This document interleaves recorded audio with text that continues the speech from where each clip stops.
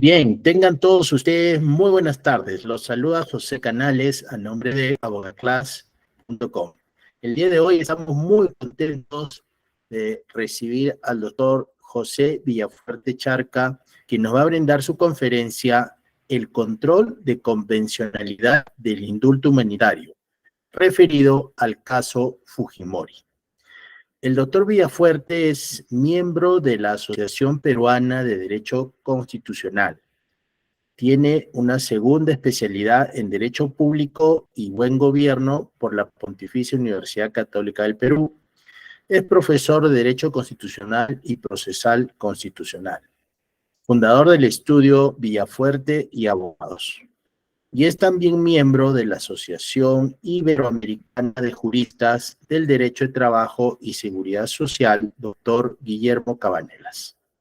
Entonces, tenemos el grato honor de invitar al doctor Villafuerte para que nos brinde su conferencia. Bienvenido, doctor. No lo escuchamos. Creo que el micrófono... Buenas tardes, ¿cómo Ahora están? sí, Qué gusto perfecto. saludarlo, doctor José, qué gusto saludar. Gracias, doctor. Gracias por la Bienvenido. invitación, gracias por la invitación.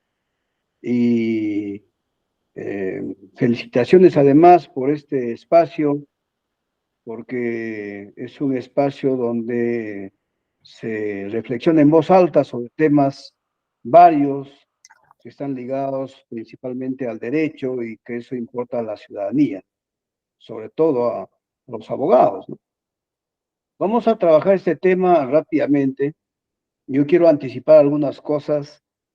Este es un asunto de pronto un poco árido cuando se habla de los derechos humanos en general y hablando de la historia en concreto del caso Fujimori, podemos nosotros ingresar también a un espacio de acontecimientos, de un conjunto de hechos que podían generar algunos niveles de confusión. Y de hecho, en el debate, cuando se habló sobre el caso del indulto del sentenciado Fujimori, se ha dicho no se ha hecho un análisis integral, no se ha hecho un análisis sereno, no se ha hecho un análisis serio. Y por eso es que es importante que nosotros trabajemos ese tema un poco haciendo historia. Entonces, lo que yo quiero es decirles a ustedes que como método vamos a ir haciendo historia y al mismo tiempo vamos a ir precisando algunos conceptos de carácter jurídico, básicamente en el ámbito de los derechos humanos, de la teoría de los derechos humanos y en el ámbito del derecho constitucional. Entonces vamos a llevar las dos cosas, digamos, paralelamente y procurando hacer una simbiosis de la historia, de lo que ha acontecido, de lo que los abogados le llamamos los hechos y las precisiones de orden conceptual, las afirmaciones categóricas en el ámbito del derecho para ir tomando posición, ¿no es cierto?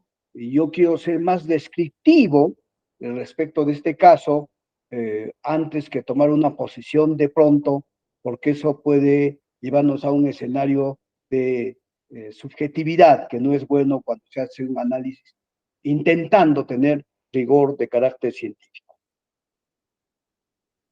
Ustedes recordarán que en septiembre del 2007, Fujimori llegó de Chile y fue inmediatamente encarcelado, ¿no? Lo llevaron al centro de Barbadillo, al centro de reclusión de Barbadillo.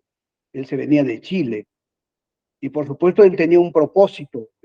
Había una gran cantidad de hechos tipificados como ilícito para efecto de ser investigado y sancionado, pero este fenómeno que tiene que ver con la posibilidad de una calificación previa de los ilícitos en país extranjero para poder ser extraditado, a él, por supuesto, le favorecía. Entonces, el consejo de sus asesores hizo de que él se viniera por Chile, pero finalmente fue recluido en Barbadillo.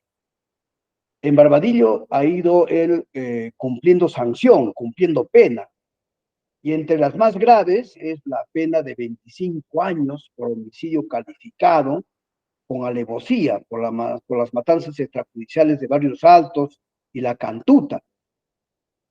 También estuvo cumpliendo pena por el delito de secuestro agravado en las detenciones de periodistas, en el caso Gorriti, el empresario Samuel Dyer.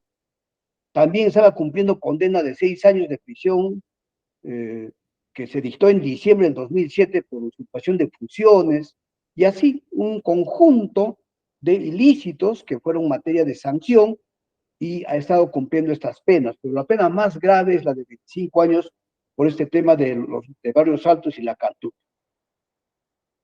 Resulta que seguramente a juicio del ciudadano Fujimori, pero es además absolutamente entendible en el escenario humano, ¿no es verdad?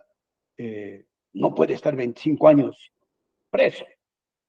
Entonces hay que buscar una salida. Y la salida para su libertad es el indulto. Y entonces sucede que él pide el indulto el 11 de septiembre de 2017. Y con esto podría él salir de prisión, evitar estar 25 años en prisión, y justamente el presidente Pedro Pablo Kuczynski dicta una resolución, la 281-2017, el 24 de diciembre del 2017, ¿no es cierto? Horas antes de la Nochebuena, dicta una resolución indultando al señor Fujimori. Inmediatamente se genera, ¿no es cierto?, un conjunto de conductas, de reproches de colectivos ciudadanos, y por supuesto ya la opinión de los expertos se va dividiendo. Unos están de acuerdo con el indulto y otros están en desacuerdo con el indulto. Y los familiares de las víctimas de La Cantuta y los familiares de las víctimas de Barrios Altos, que estaban y están organizados y tienen permanente asesoría jurídica en materia de derechos humanos, reaccionan inmediatamente. Y es así como piden la intervención de la Corte Interamericana de Derechos Humanos. Ahí está la primera interrogante. ¿La Corte Interamericana de Derechos Humanos puede intervenir en un asunto interno, en un asunto nacional, respecto de las decisiones de las autoridades nacionales, respecto de la prerrogativa que tiene el presidente de la República para indultar a un ciudadano? ¿Puede? Sí puede. Más adelante iremos explicando por qué. Sí puede. Es decir, puede hacer control de si ese indulto, ese acto jurídico del presidente de la República, jurídico, guión administrativo, ¿no es cierto?, está cumpliendo los parámetros normativos y jurisprudenciales de la Convención Americana de Derechos Humanos. Entonces sí puede intervenir la Corte Interamericana. Y efectivamente intervino. El 14 de marzo de 2001, la Corte dictó una sentencia. Recordemos antes que el 14 de marzo del 2021, la Corte Interamericana de Derechos Humanos había dictado una sentencia respecto del caso Barrios Altos. Y también posteriormente dictó una sentencia en el caso de La Cantuta sobre el tema de la violación de derechos humanos. Decía en estas dos sentencias, en aquella época, en 2001, que en el caso La Cantuta y en el caso Barrios Altos se había producido violación de derechos humanos y le decía al Estado peruano que tenía la obligación de investigar, juzgar y, de ser el caso, sancionar a los responsables de los hechos. Y efectivamente, en esa línea del mandato de esas sentencias, el Estado peruano investiga, juzga y, entre otros, juzga al ciudadano Fujimori. Y cuando se entera del indulto por acción de las familias de las víctimas, la Corte Interamericana inmediatamente se pone en autos y dice, lo estoy diciendo coloquialmente, yo dicté en 2001 esas sentencias, entiendo que el Estado peruano ha ido cumpliendo con nuestro mandato de investigar, juzgar, sancionar y ejecutar entonces estas nuestras sentencias. ¿Y qué es lo que está pasando acá? Se ha dictado un indulto en contra de uno de los, a favor de uno de los autores de esos actos violatorios de derechos humanos. Hace un análisis. Y entonces aquí viene la pregunta. ¿La Corte podía revisar el indulto? La hice antes, la vuelvo a responder, sí. ¿Y cuál es la forma procesal? ¿Dicta una sentencia? No. La Corte Interamericana tiene toda la prerrogativa de supervisar el cumplimiento de sus sentencias. De sus sentencias. ¿Correcto? De sus sentencias, no de las nuestras, no de las que dictan nuestros jueces, no, de sus sentencias. Y entonces, la Corte, el 30 de mayo del 2018, dice lo siguiente. Yo tengo facultades para supervisar el cumplimiento de las sentencias que dicté el 2001.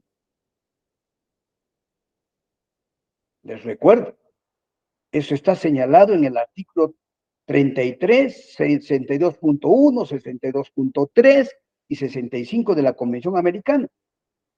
Eso está señalado en el artículo 30 del Estatuto. Y eso está señalado en el artículo 69 del reglamento de la Corte. Por lo tanto, examinada la conducta del Estado peruano, de sus autoridades, de sus jueces, llego a la conclusión de que el Estado peruano no está dando cumplimiento total a esa obligación que habíamos señalado de investigar, juzgar y sancionar las graves violaciones a los derechos humanos que en esa época se produjeron y que yo señalé en mis sentencias, dice la Corte. Y no solamente no está terminando de cumplir con mis mandatos contenidos en esa sentencia del 2001, a raíz del caso Cantuta y Barrios Santos, sino ahora el presidente de la República del Estado peruano ha dictado un indulto, y ese indulto, y opina sobre el indulto, y dice, ese indulto no está cumpliendo los estándares que señala la norma supranacional en materia de derechos humanos, y tampoco está cumpliendo, ¿no es verdad?, la jurisprudencia que en otros casos ha dictado la Corte Interamericana sobre el tema de los indultos. Porque para dictar un indulto hay que tener estándares. Y aquí permítanme hacer una digresión histórica. El indulto es dictado desde la época de los estados autoritarios, ¿no es cierto? Porque como no había división de poderes, entonces el rey, el emperador, podía decidir autoritariamente también, personalmente, ¿no es cierto?, sin consultar a nadie, podía decidir dar libertad a alguien que estaba preso. Podía decidir recortarle el cumplimiento de la pena, perdonarle una parte. Incluso alguien que estuviere preso y aún no sentenciado, se le podía dar su libertad. Esa es una gracia. Eso hacían los emperadores, los reyes, desde esa época. Y cuando viene la república como un modo de organización estatal donde hay separación de poderes, entonces se sigue manteniendo el indulto como una potestad, una prerrogativa del representante del Estado republicano, que en el caso nuestro es el presidente de la República. Y resulta que, muy bien, el presidente sí puede hacer, puede conmutar la pena, puede dar la gracia, ¿no es cierto?, declarar la gracia o puede indultar. Pero aquí está una cosa importante.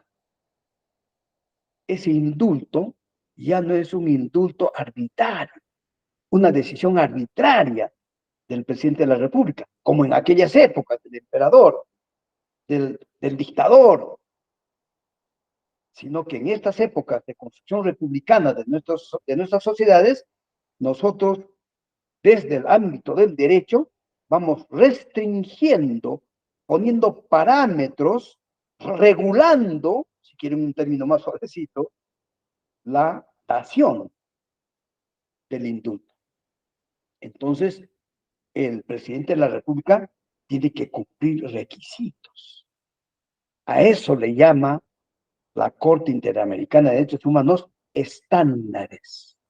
Hay estándares, hay requisitos de la norma, hay jurisprudencia que se produce no solamente en el ámbito supranacional, en el ámbito de gestión eh, eh, de, de la Corte Interamericana, de la gestión jurisdiccional internacional, sino también hay normas y hay jurisprudencia de el sistema de gestión jurisdiccional nacional. Por lo tanto, cuando un presidente quiere dar un indulto, tiene que leer la Constitución Política del Estado, tiene que leer las normas dictadas para el caso. Por ejemplo, en el caso peruano, tiene que haber una comisión que analice el caso que se le presenta y luego de analizar el caso, dirá si se cumplen o no los requisitos y luego presentará el caso con opinión favorable al presidente para que el presidente tome la decisión final. Pero además, no es verdad, el presidente de la República tendrá que tomar en cuenta lo que diga el Tribunal Constitucional, que es el organismo que hace control de constitucionalidad. Entonces, cuando el deseo de indultar, la resolución de indulto producida por el presidente de la República, se pone en ejecución y se da libertad a un ciudadano, el sistema jurídico peruano tiene que examinar si ese indulto fue bien dado o no fue bien dado, examinando nuestra constitución y nuestras normas. Eso se llama control de constitucionalidad. Pero además, las autoridades peruanas tienen que no solamente revisar el indulto en función de nuestra norma constitucional, nuestras normas de menor rango y la jurisprudencia nacional, sino además tiene que examinar, ¿no es verdad?, este indulto estudiando la norma subnacional en materia de derechos humanos y las decisiones que hubiera en casos similares trabajado la Corte Interamericana de Derechos Humanos. Y cuando hace ese ejercicio de derecho, estamos ante el control de convencionalidad, el control de convencionalidad. Y entonces en ese momento, regresando a esa a ese año del 2018, y opinando sobre el indulto, la Corte Interamericana le dijo al Estado peruano,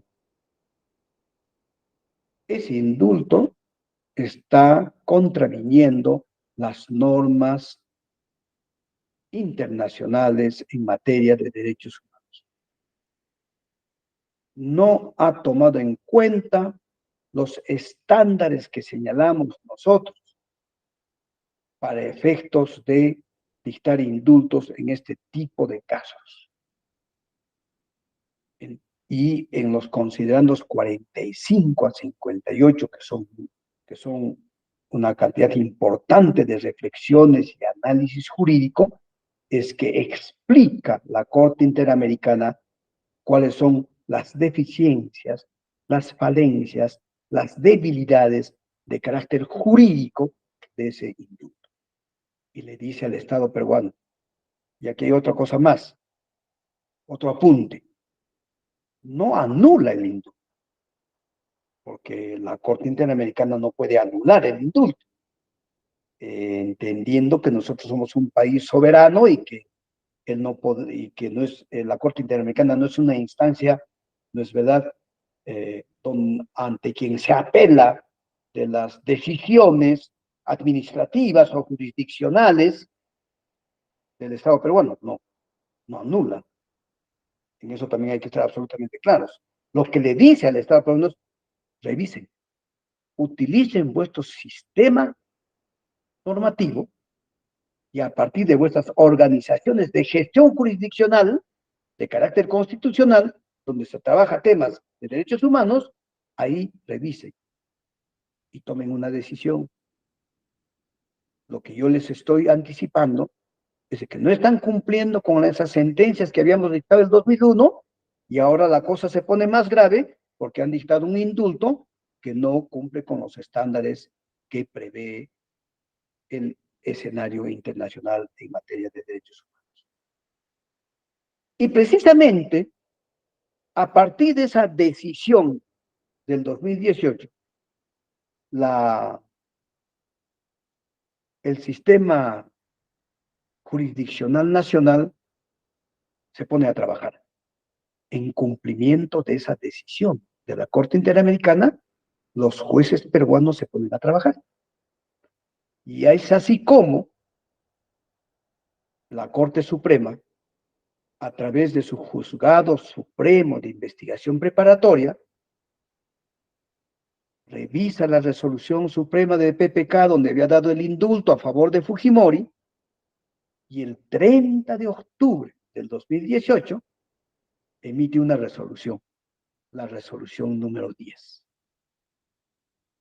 Esa resolución número 10 que se tramita en forma como incidente especial y que titula justamente lo que decimos control de convencionalidad, porque eso es lo que va a hacer ese juez supremo, en el expediente 006, dice, vamos a trabajar el control de convencionalidad respecto de ese indulto que se ha dado en nuestro país. Y este juez supremo dicta la resolución de control y señala de que efectivamente este indulto carece de efectos jurídicos, ¿no? Porque no ha cumplido con los estándares adecuados.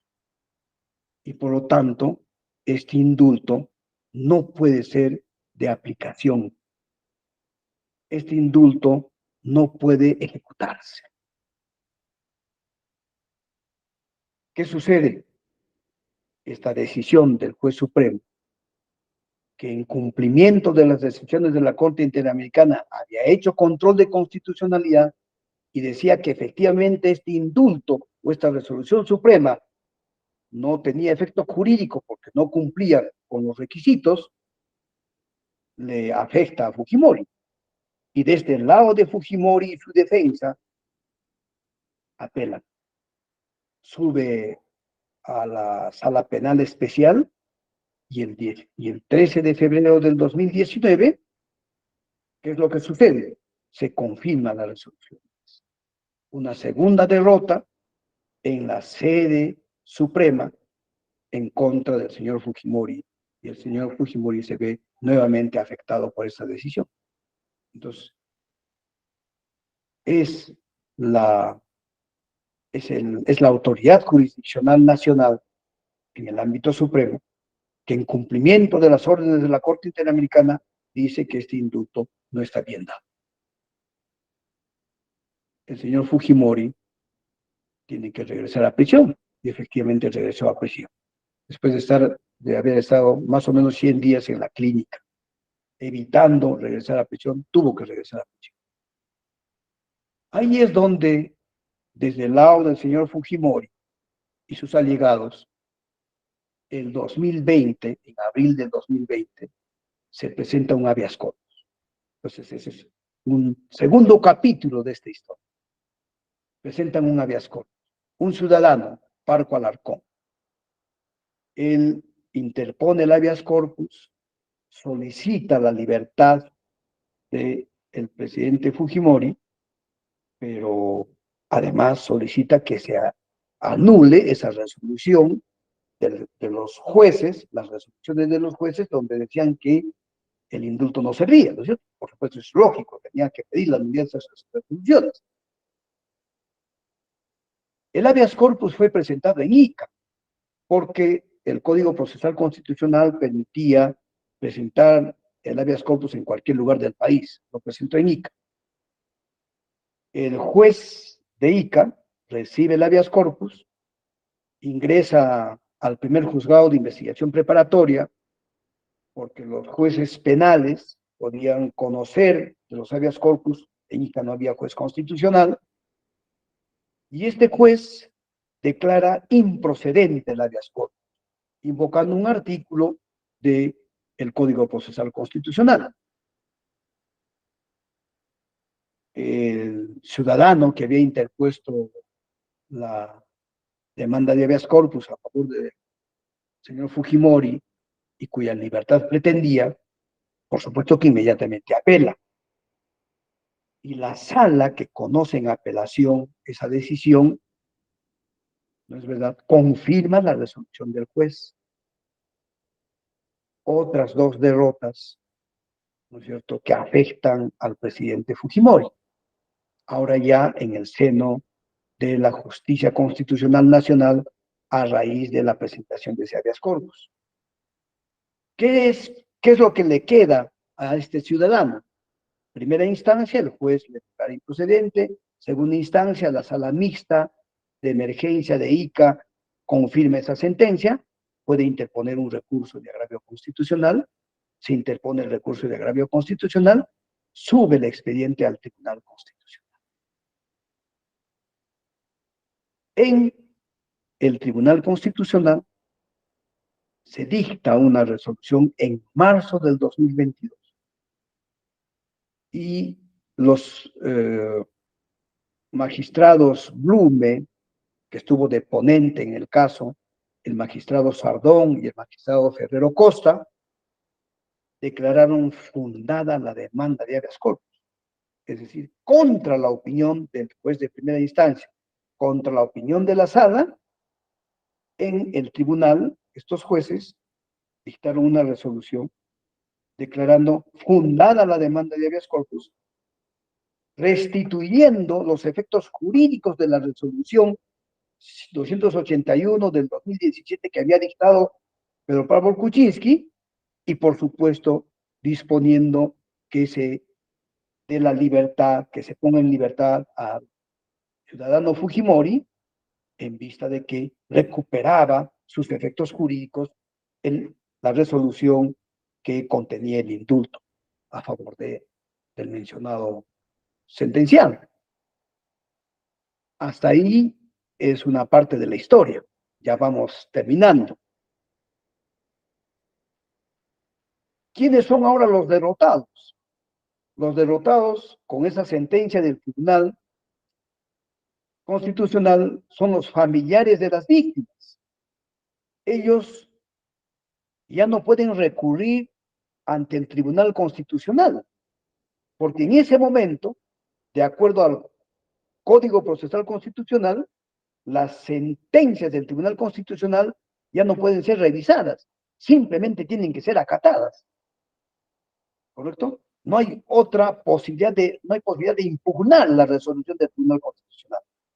Entonces, los familiares de las víctimas de la Cantuta y Barrios Altos lo que hacen es ir a sede internacional y se presentan ante la Corte Interamericana de Derechos Humanos. Y entonces, ¿qué es lo que piden?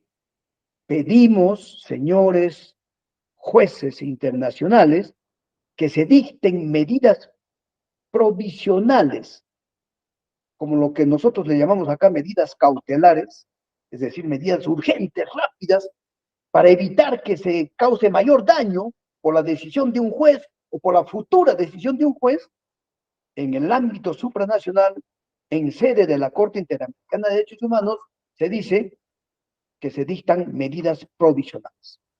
Y entonces piden eso los familiares de las víctimas de la Cantuta y Barrios Altos.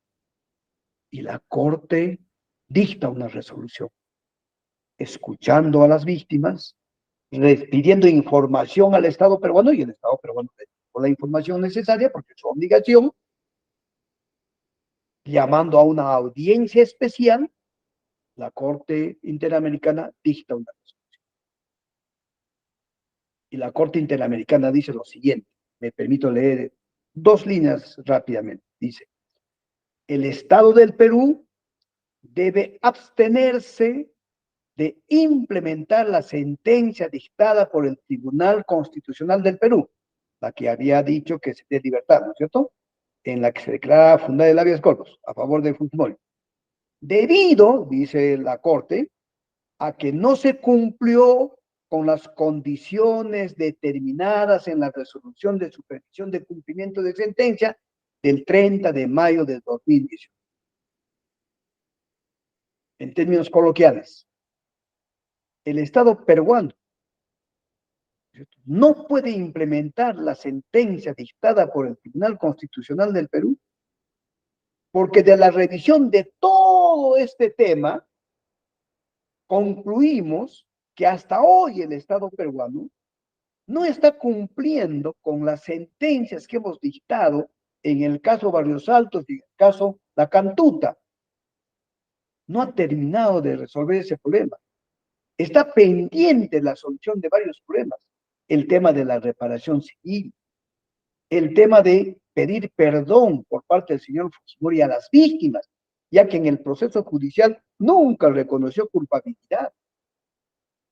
Tampoco hizo lo posible por facilitar la investigación, más bien entorpeció la investigación. Todo eso dice la Corte.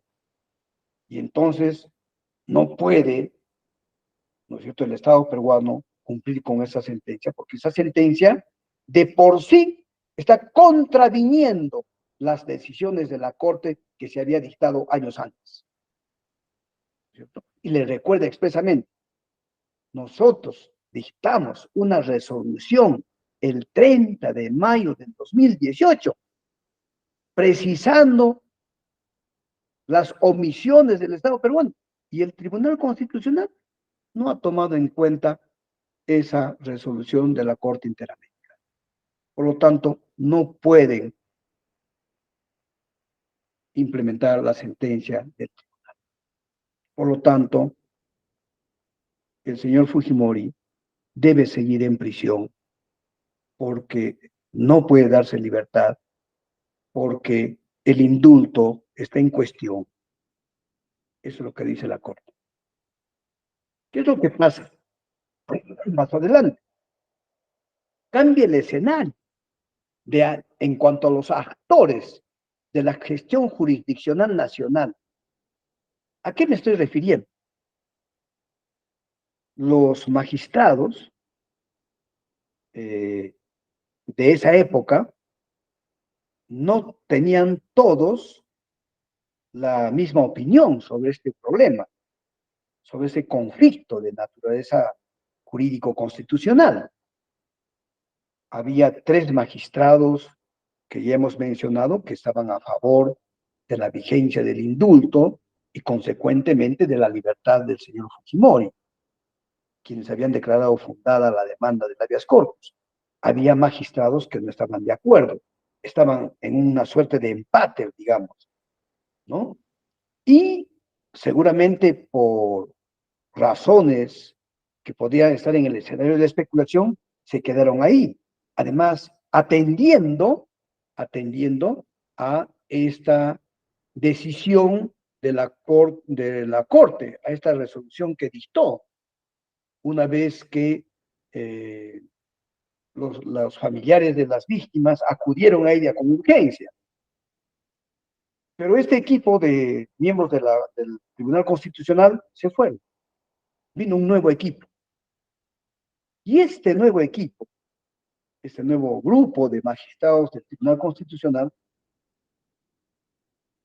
reciben, es decir, el actual equipo de miembros del Tribunal Constitucional, reciben un escrito por mesa de partes del procurador del Poder Judicial y reciben otro escrito por mesa de partes del abogado del señor Fujimori.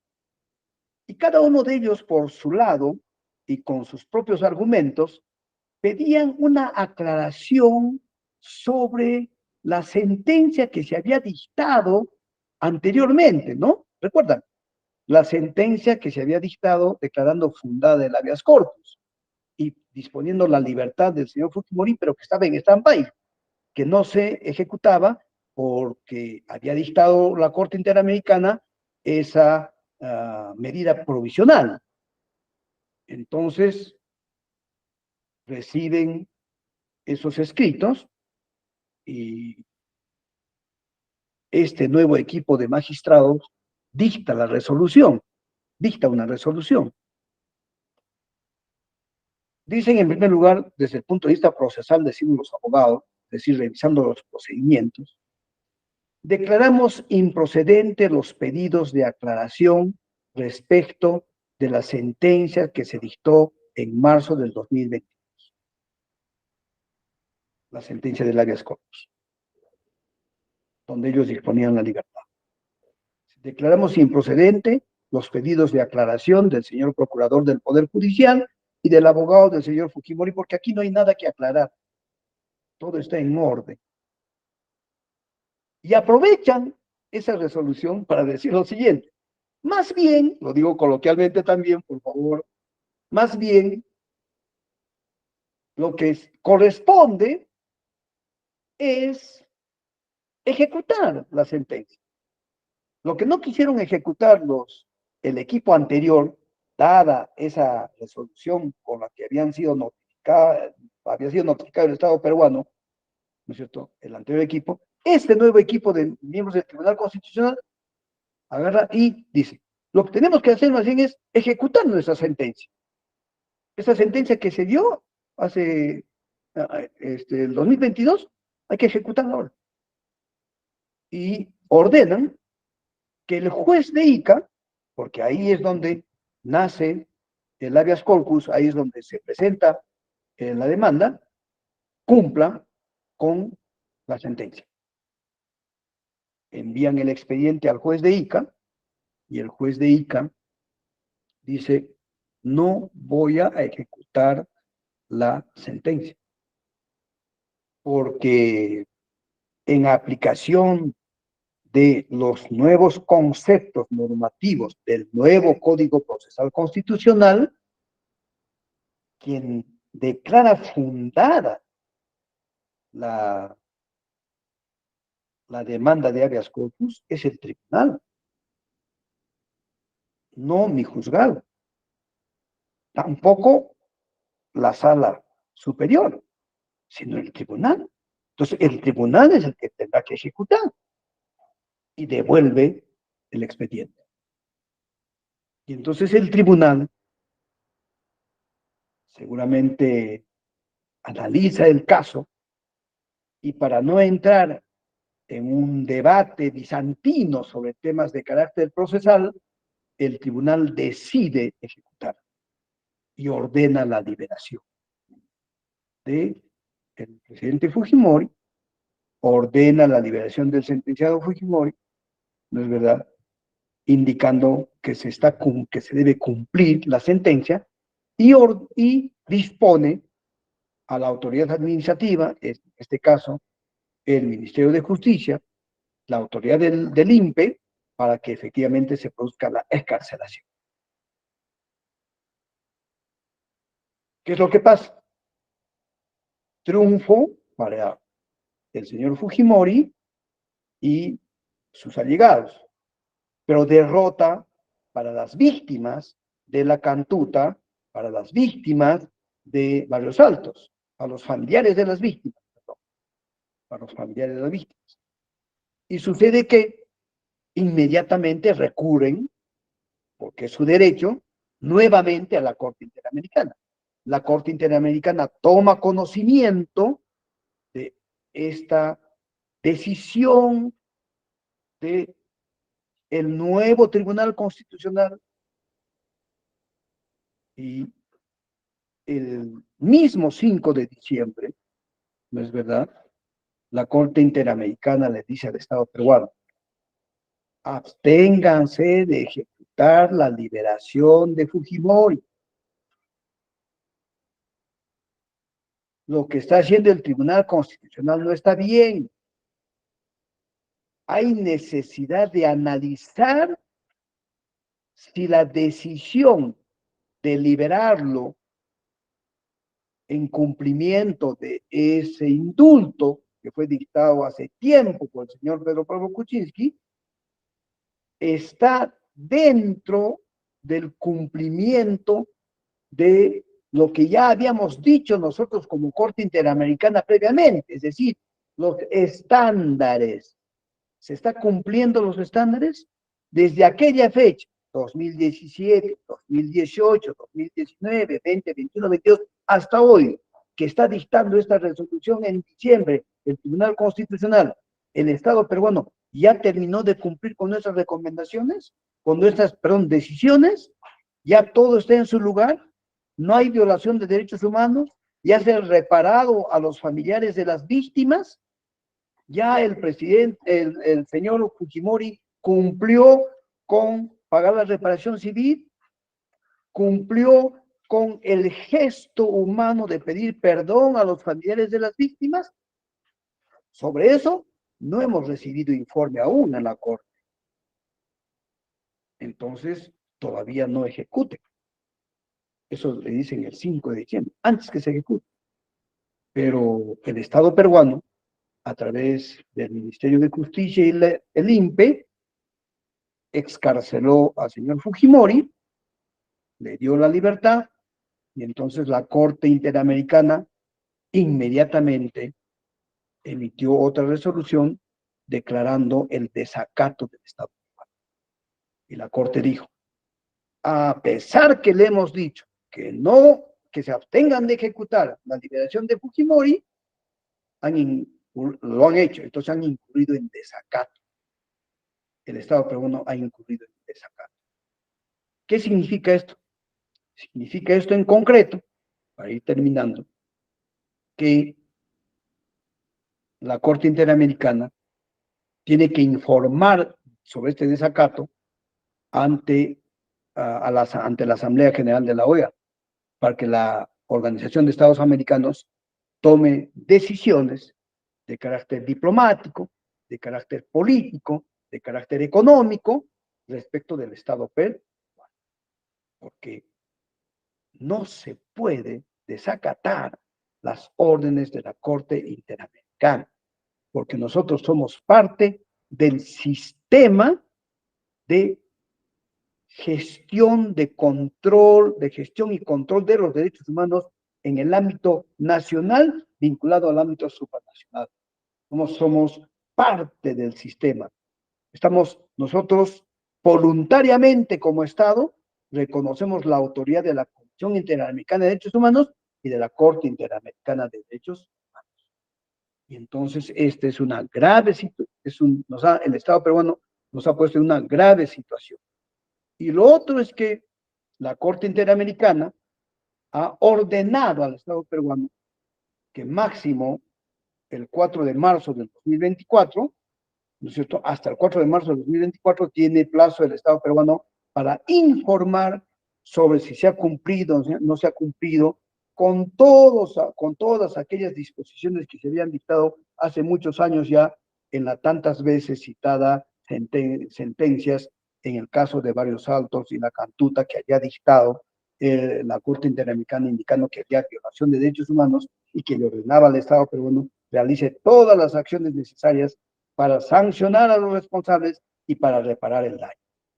Entonces, estamos en esa situación. Ahora, un minuto más, si me permites, doctor José.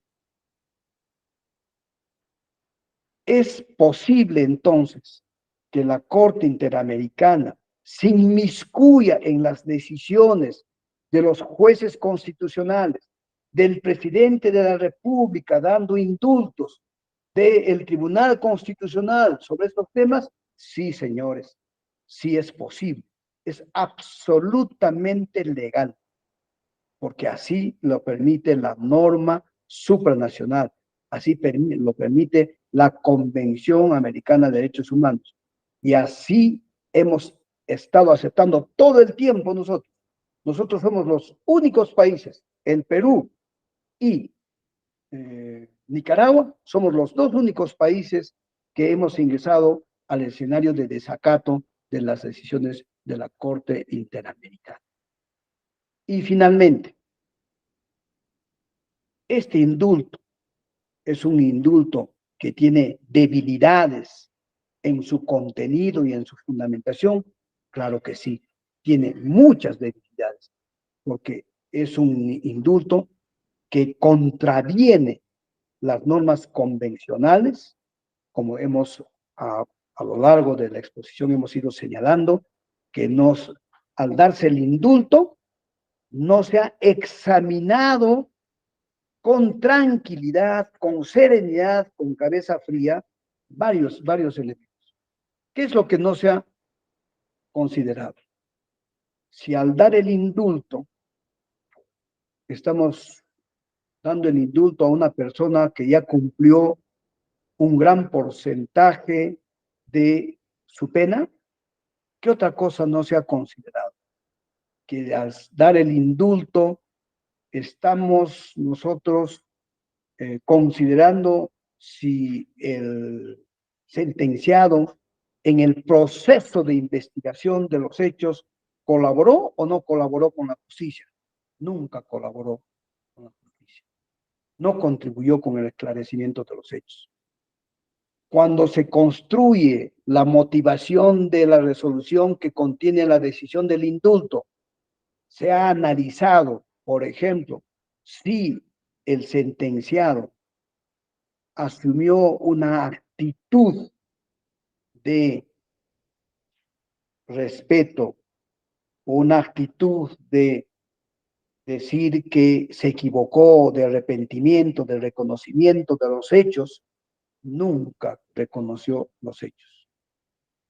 Sobre eso no hay examen en la resolución del señor Pedro Pablo Kuczynski. Y finalmente,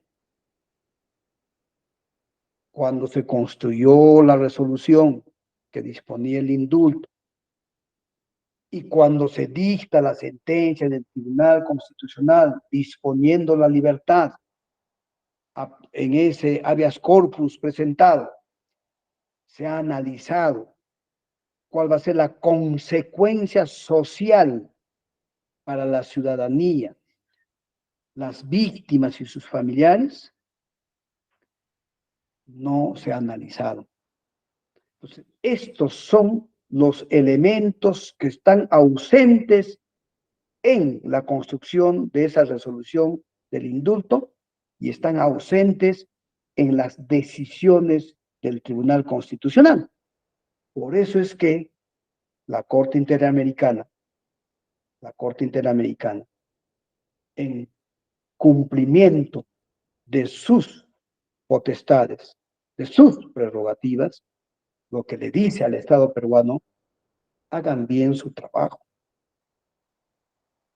Dense los plazos necesarios. Los jueces constitucionales, el Tribunal Constitucional, el Poder Ejecutivo, todos los organismos del Estado hagan bien su trabajo. Nosotros lo que hacemos es vigilar que no se genere violaciones de derechos humanos, ni en agravio del señor Fujimori, ni en agravio de los familiares de las víctimas o de las víctimas, si hay sobrevivientes. En esos dos casos, yo lo que hago como corte es observar, supervisar y decirles a ustedes, ordenarles que hagan bien su trabajo. Eso es lo que ha pasado y eso es lo que está pasando.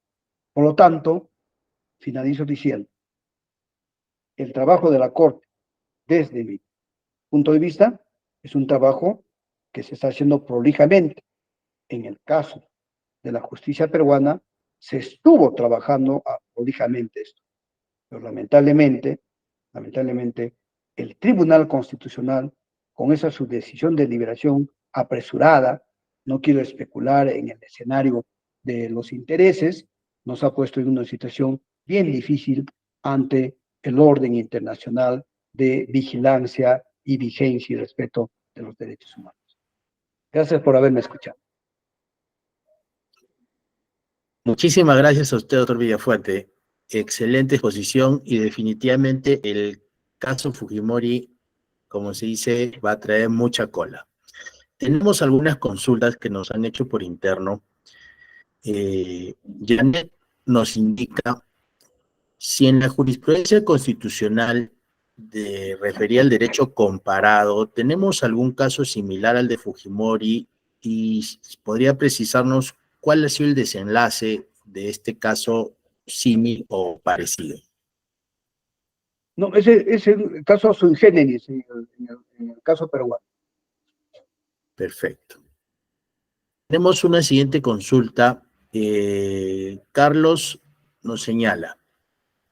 La jurisprudencia de los organismos internacionales señala que no se puede conseguir el indulto por crímenes de lesa humanidad, pero existe una excepción cuando el condenado sufre una enfermedad o las condiciones carcelarias afecten gravemente su salud. En el caso Fujimori, el camino correcto habría sido acreditar que el expresidente se encontraba en alguno de estos dos supuestos. ¿Cuál es su opinión, mi estimado doctor Villafuerte? La precisión es correcta. El asunto es de que no los interesados por el indulto no lograron, en todo caso, acopiar de la suficiente información.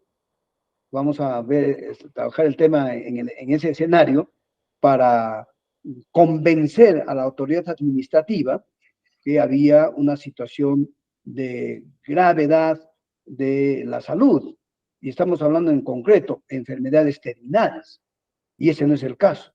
Y en el otro caso, de la situación del lugar de detención, ustedes saben que en Barbadillo él está en una situación más que inmejorable. Entonces tampoco podía invocarse como una causal para pretender el indulto. Gracias, doctor. Tenemos una intervención también de parte del doctor Guillermo Sosa. Por favor, doctor Sosa, si podía activar su micrófono, si gusta también su cámara. Muchas gracias.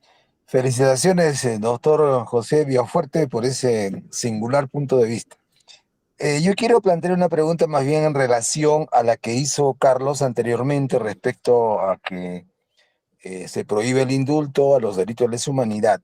Y le traigo a referencia las declaraciones o sí, pues el pronunciamiento que hizo meses después del primer indulto a Fujimori, el doctor César San Martín, que era el que presidía el tribunal que lo condenó.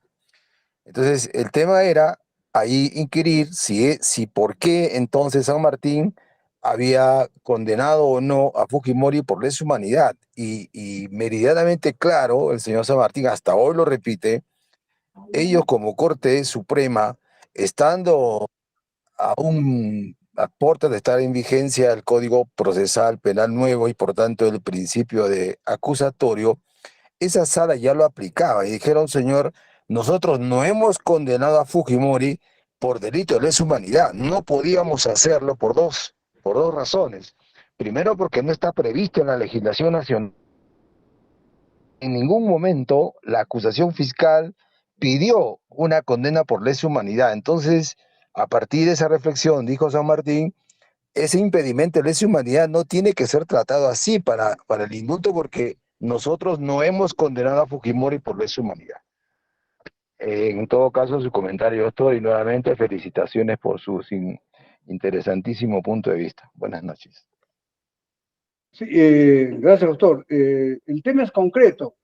La Corte Interamericana sobre ese tema y dice en los productos jurisdiccionales que ha expresado tanto en las sentencias como en las resoluciones de supervisión, señala expresamente lo siguiente, que la calificación de afectación a los derechos humanos, la grave afectación a los derechos humanos, que conocemos como delitos de lesa humanidad, son calificaciones que se ha reservado la Corte Interamericana.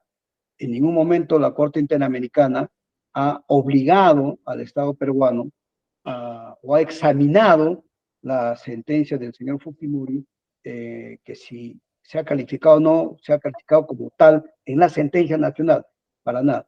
En la Corte Interamericana dice, desde la visión de la violación de los derechos humanos, ¿no es cierto?, en el escenario supranacional, nosotros consideramos que estos delitos afectan gravemente los derechos humanos de las víctimas, y entonces estamos en un escenario de delitos de lesa humanidad. Esa es la reflexión que hace la Corte.